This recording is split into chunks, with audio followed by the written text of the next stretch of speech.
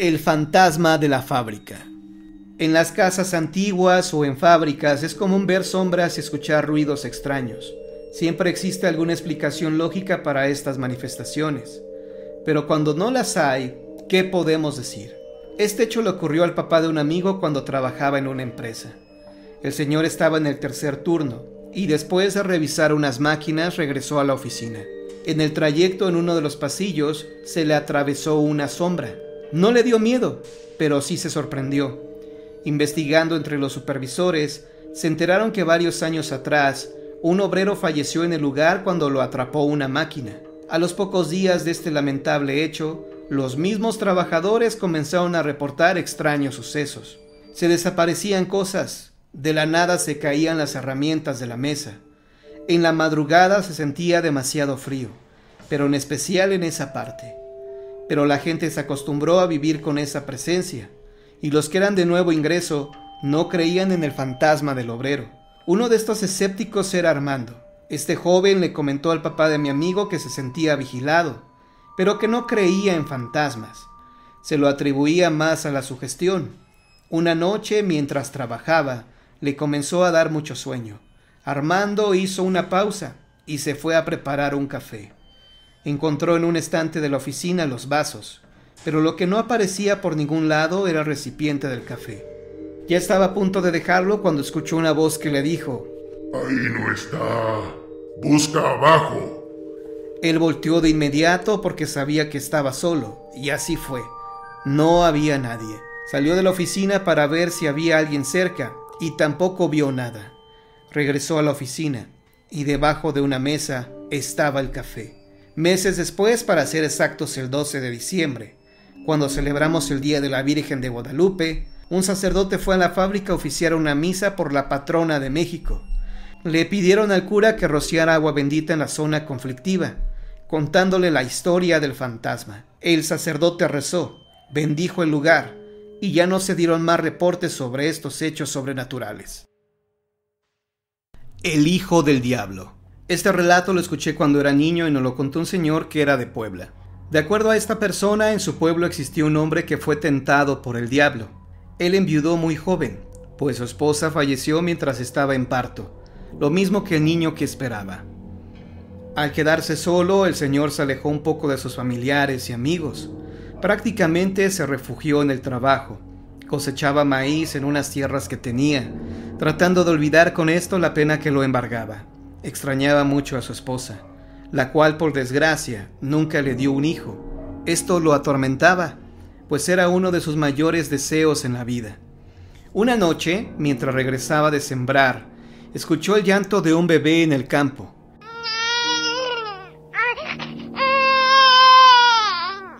El señor se alarmó y comenzó a buscarlo desesperadamente, pues creía que una mala madre lo había abandonado. Escondido entre unos pastizales, estaba una criatura envuelta en mantas. La tomó entre sus brazos y se la llevó a su casa. Ya en su desolado y frío hogar, sacó las cosas que iban a hacer para su hijo y se las puso. El señor fue a la cocina y le preparó una mamila. Cuando regresó para dársela a la criatura, ésta ya no estaba. Comenzó a buscarlo y escuchó una voz que le dijo: «No lo encontrarás por ningún lado. Era el hijo que Dios te quitó. Reniega de él, y te regresaré a tu esposa y a tu niño». Era un hombre vestido de negro que estaba a escasos metros de él. Lo que escuchó el hombre le caló en lo más profundo, y en lugar de blasfemar contra Dios, enfureció contra ese demonio. Agarró el machete que tenía atrás de la puerta para atacarlo, pero así como llegó ese extraño visitante, desapareció. Todo por una mujer. Esta historia ocurrió en Michoacán en los años 50. Tuve conocimiento de ella gracias a una amiga, y más que un hecho real, es una leyenda poco conocida de este estado. Eran dos hermanos que desde pequeños habían quedado huérfanos. Su madre los abandonó para irse con otro hombre, así que crecieron bajo el cuidado de su abuelo paterno. Ellos eran muy unidos, pues eran casi de la misma edad, solo 2 años de diferencia. Así que andaban juntos a todos lados. Su abuelo les enseñó muchos valores, y cuando estos niños ya eran unos jóvenes, Eran vistos como ciudadanos ejemplares. Hacían buenas obras y no andaban envueltos en escándalos. Pero todo esto cambió cuando llegó a sus vidas una mujer muy guapa llamada María. Esta chica no era originaria del pueblo, venía de la capital, así que traía otras ideas, ambiciones. Cuando la conocieron los hermanos, se enamoraron de ella inmediatamente. El abuelo, un hombre ya de edad avanzada, se dio cuenta de esto y, presintiendo algo, les advirtió a sus nietos: «Ninguna mujer vale la pena para que ustedes se distancien, para que ustedes peleen entre sí». Ellos le dijeron al abuelo que eso jamás pasaría, que perdiera cuidado. Días después de que el abuelo hablara con ellos, falleció. El abuelo los amó mucho y a los dos les dejó una herencia cuantiosa, la cual debían compartir, pues les había dejado el rancho en el que vivían con todo lo que había en él. Para ese momento el hermano mayor ya había cortejado a María, la cual estaba metiendo ideas negativas, como que él merecía recibir más por ser el mayor. Contrario a la ambición del nieto mayor, el hermano menor estaba muy afligido por el fallecimiento del abuelo. La herencia poco le importaba. Para no hacer tan larga la historia, el nieto mayor y la mala mujer decidieron quitarle la vida al otro heredero y quedarse con todo. Planearon bien su macabra obra y sin remordimiento alguno le quitaron la vida a balazos al nieto menor, haciéndolo parecer como un asalto. La gente quedó impactada por la noticia y algunos sí murmuraban que todo había sido planeado por el ahora único heredero. Durante un tiempo, María y el hombre vivieron felices, derrochando el dinero que durante años el abuelo amasó con mucho esfuerzo. Pero lo que mal empieza, mal acaba. La mujer se aburrió de la relación que llevaba y cuando al pueblo llegó un hombre joven y apuesto, se sintió muy atraída por él. La relación con el malvado hombre empeoraba, hasta que un día ella escapó con el forastero, llevándose mucho dinero. Esto le caló hondo al nieto, quien decidió buscarla para quitarle la vida. En el momento en que tomaba las armas, una especie de neblina comenzó a aparecer en la habitación. Sorprendido por esto, se le apareció a su abuelo, quien le recriminó lo siguiente: «Por esa mujer le quitaste la vida a tu hermano. Ahora ella te ha abandonado. Mereces un castigo. Todo lo que tienes de valor se convertirá en carbón». El nieto no tuvo nada que decirle a su abuelo, pues sabía que era un asesino y que cualquier castigo que recibiera sería poco. Tomó un rifle y se disparó. A los pocos días en el pueblo aparecía penando ese hombre que por una mala mujer lo perdió todo. No te he abandonado. Uno de mis primos jugó con sus compañeros de clase con la tabla Ouija. Ese día salían de vacaciones y de la escuela preparatoria se fueron a la casa de Mónica. Eran alrededor de las 7 de la noche cuando comenzaron a jugar con la tabla. La anfitriona al principio no quería porque le daba miedo, pero al final la convencieron. Comenzaron a hacerle preguntas a la Ouija y hasta ese momento nada les había sorprendido, pues eran respuestas ambiguas, cortas, algunas sin sentido. Para hacerlo más interesante, el que llevaba la sesión les propuso que preguntaran en la mente a ver qué pasaba. Se les hizo muy interesante la propuesta y así lo hicieron. Mi primo hizo su pregunta y la respuesta que tuvo fue absurda, incoherente. Así otros fueron pasando y le tocó el turno a Mónica. En la Ouija leyeron: «No te he abandonado, estoy aquí». En ese momento Mónica comenzó a llorar debido a la pregunta que hizo a su papá, que por qué la había abandonado, pues el señor había fallecido años atrás. El amigo imaginario. Cerca de mi casa existe una vecindad. En ella hace muchos años y desafortunadamente falleció ahogado el hijo de la dueña. La criatura, creyendo que la cisterna era una piscina, se metió a nadar y pereció.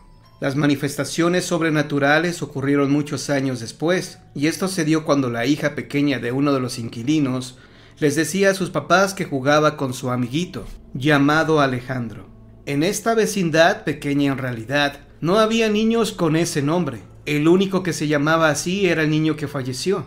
La niña, de aproximadamente 5 años de edad, Decía que su amiguito le decía que se sentía muy solo, triste, que le hacían falta amigos para jugar.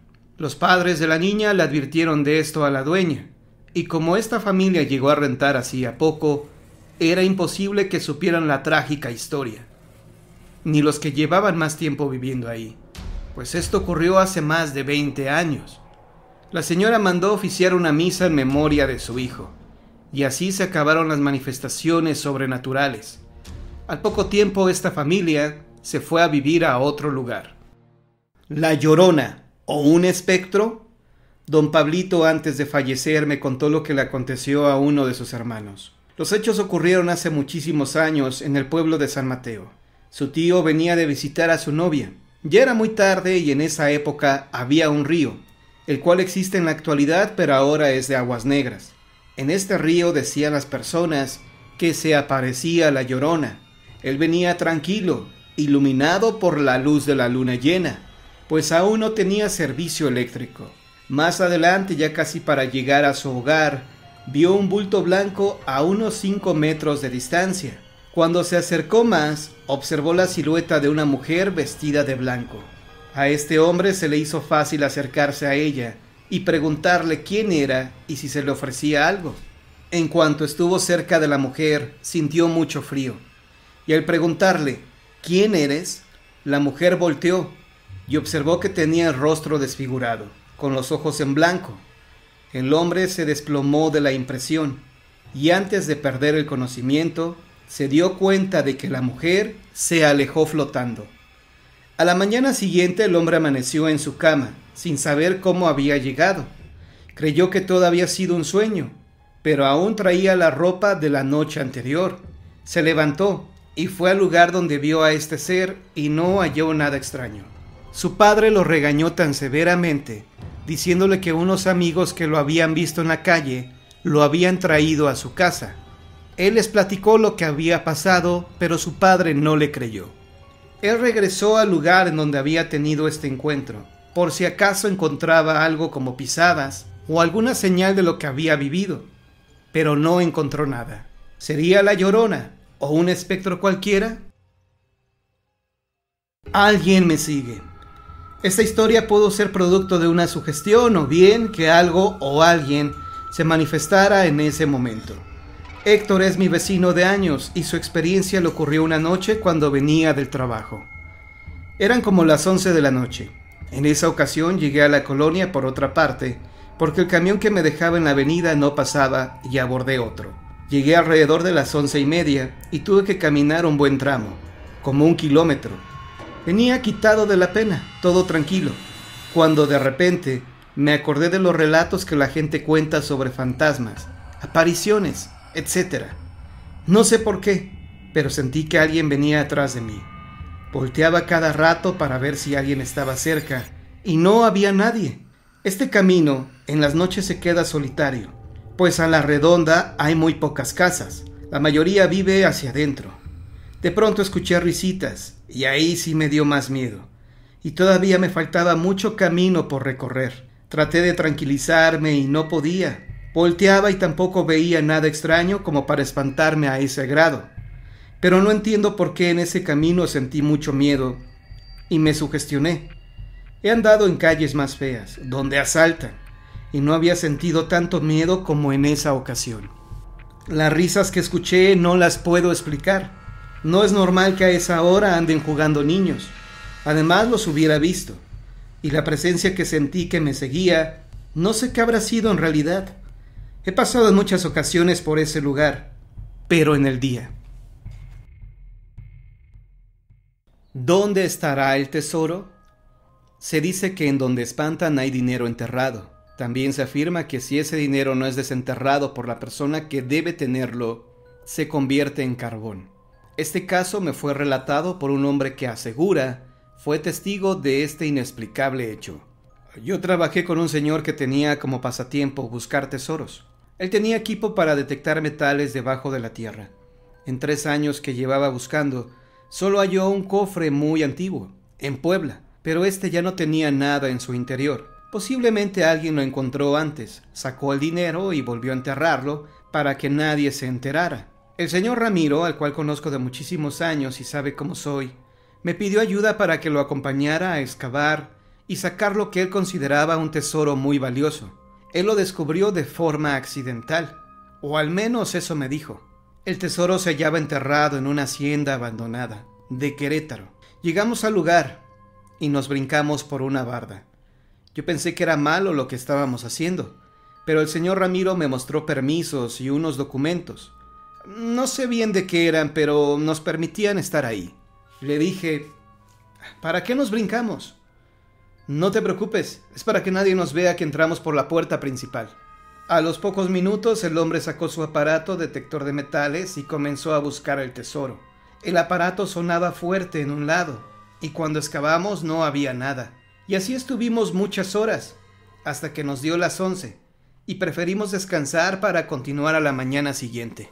En la noche el hombre armó una casa de campaña, y ahí nos quedamos. En la madrugada alcancé a escuchar unos pasos a nuestro alrededor.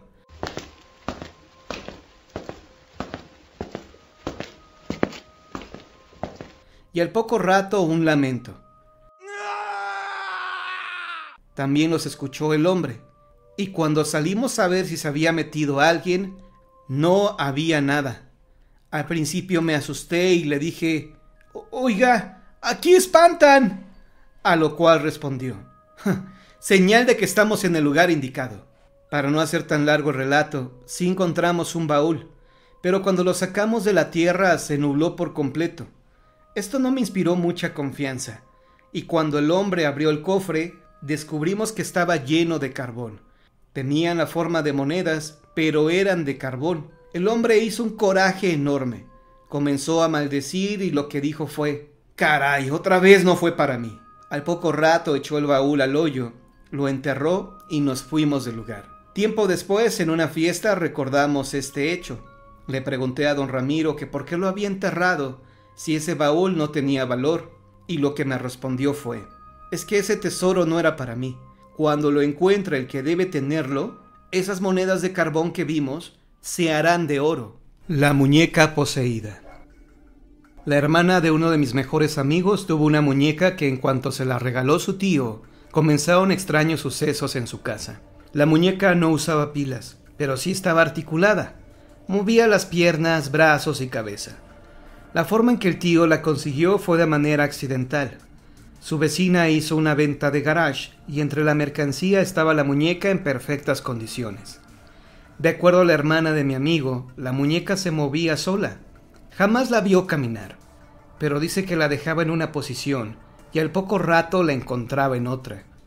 Esta chica llegó a traumarse al grado de afirmar que una noche la muñeca bajó de su pedestal y se subió a su cama. Ella comenzó a gritar y a decir que tenía vida.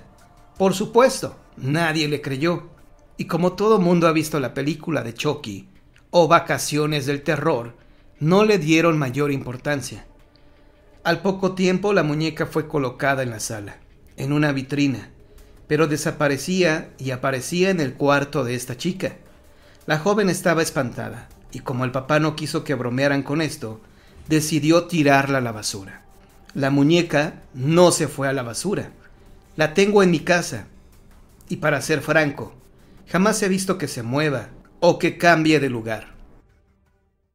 El fantasma del adiós. Eduardo jamás había creído en fantasmas, pero lo que vivió le hizo cambiar de parecer. Él se encontraba estudiando en su habitación porque al día siguiente tendría un examen. Todo marchaba con normalidad, pero de repente sintió la necesidad de mirar hacia atrás. Al hacerlo, cerca de la puerta, estaba su amigo Roberto. Le dijo, «¡Hey! No te escuché entrar. ¿Qué pasó? ¿Cómo estás?» Volteó para dejar el libro, y cuando se levantó para saludarlo, ya no estaba. No le dio mucha importancia porque creyó que se había ido a platicar con su mamá. Después de 10 minutos, ya que había terminado su estudio, salió a buscarlo a la sala, pensando que ahí estaría. Pero al no verlo, le preguntó a su mamá, «Oye, ¿y Roberto? ¿Dónde está?» «¿Roberto? Roberto no ha venido, hijo», le contestó su mamá. Se le hizo muy raro, pero así lo dejó. Ni siquiera le llamó a su casa. Al día siguiente, ya que había regresado de la escuela, su madre lo recibió con la triste noticia de que Roberto se había quitado la vida. La hora en que se quitó la vida coincide en el momento en que Eduardo lo vio en su habitación.